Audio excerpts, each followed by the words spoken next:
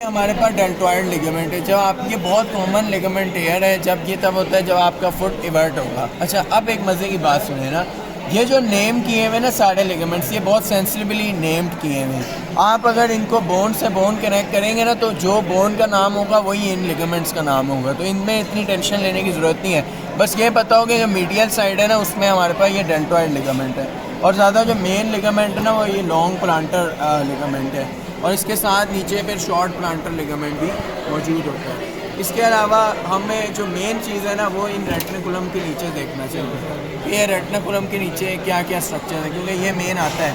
अब हम आ जाते हैं रेटिकुलम के। ये सुपीरियर एक्सटेंसर रेटिकुलम है, ये इन्फीरियर एक्सटेंसर रेटिकुलम है। मैंने बताया था कि ये टिबियालिस एंटीरियर। तो सबसे मीडियल मोस्ट कौन सा मसल होगा इंटीरियरली, वो होगा टिबियालिस एंटीरियर। फिर हमारे पास क्या आ जाते हैं एंटीरियर टिबियल आर्टरी, और ये डीप पेरोनियल नर्व, और साथ में एक्सटेंसर हाल्यूसिस लॉन्गस, और ये एक्सटेंसर डिजिटोरम लॉन्गस। ठीक है, अब हम आ जाते हैं पोस्टीरियर फ्लेक्सर रेटिकुलम के नीचे से कौन कौन पास करने हैं। तो हमारे पास ये यहाँ पे क्रूराले भी बनता है। क्रूराले कौन सा बनेगा, जिसको हम कहते हैं कि जी क्यास्मा क्रूराले।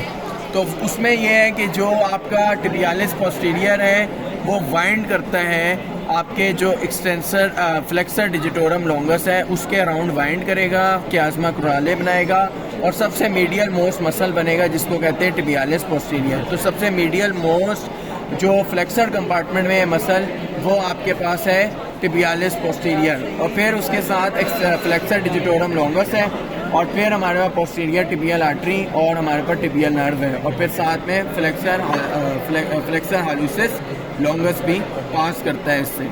उसके बाद हम आ जाते हैं पेरोनाई में। पेरोनाई में हमारे पास सुपीरियर है और इन्फीरियर पेरोनाई रेटिकुलम है। तो हमारे पास जो सुपीरियर रेटिकुलम में होती है ना, वो दोनों शीट्स जो होती हैं टेंडन्स की, वो आपस में ज्वाइंट होती हैं, कनेक्टेड होती हैं, फ्यूज्ड होती हैं। लेकिन जो इन्फीरियर वाले में होता है ना, उसमें दोनों जो टेंडन्स होते हैं वो स्प्लिट हो जाते हैं, और वो अलग अलग शीट्स में होते हैं। तो हमारे पास सुपीरियर पेरोनाई रेटिकुलम है और इन्फीरियर पेरोनाई रेटिकुलम है। सुपीरियर वाले में दोनों एक दूसरे के साथ ज्वाइंट होंगे, कंबाइंड होंगे, लेकिन इन्फीरियर वाले में अलग अलग होंगे। ख़त्म। Thank you.